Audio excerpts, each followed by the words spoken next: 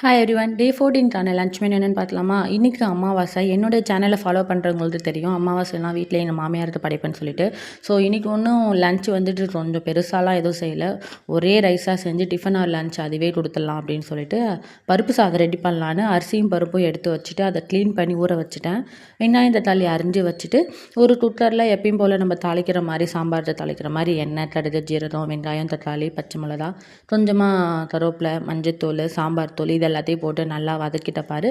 ஒரு கிளாஸ் அரிசிக்கு ஒரு 3.5 கிளாஸ் தண்ணி விதம் போல். ஏன்னா கொஞ்சம் தொலை தொலைன்னு இருந்தால் தான் நல்லாயிருக்கும். அதுவும் இல்லாமல் கொஞ்சம் விரையாட்டும் இல்லாமல் கொஞ்சம் அப்படியே பொங்கல் மாதிரி இருந்தால் தான் இந்த பருப்பு சாதம் நல்லா இருக்குன்றதுனால நான் கொஞ்சம் எக்ஸ்ட்ராவே தண்ணி சேர்த்துக்கிட்டு அந்த தண்ணி நல்லா கொதி வந்த பாரு நம்ம ஆல்ரெடி க்ளீன் பண்ணி வாஷ் பண்ணி வச்ச அந்த பருப்பு அரிசி எல்லாத்தையும் எடுத்து அதில் போட்டுக்கிட்டு அந்த அந்த அரிசி போட்ட பாரு அதுவும் கொதி வந்துட்ட பாரு நம்ம கொஞ்சமாக புளி தண்ணி கொத்தமல்லி தூவி ஒரு 4 விசில் வர அளவுக்கு இறக்கிடலாம். 4 விசில் வந்துட்டால் நல்லா தொலைன்னு இருக்கும். பார்த்தவும் சாப்பிடவும் நல்லாயிருக்கும்.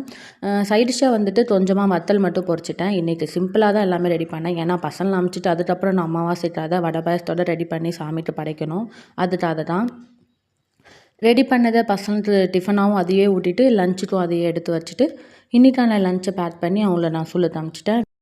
நீங்கள் அமாவாசை கும்பிடுவீங்களான்னு சொல்லுங்கள். குட்டீஸ்க்கு வந்து சிம்பிளாக அண்ட் டேஸ்ட்டாக செய்கிறதுக்கு என்னுடைய சேனலை ஃபாலோ பண்ணிக்கோங்க.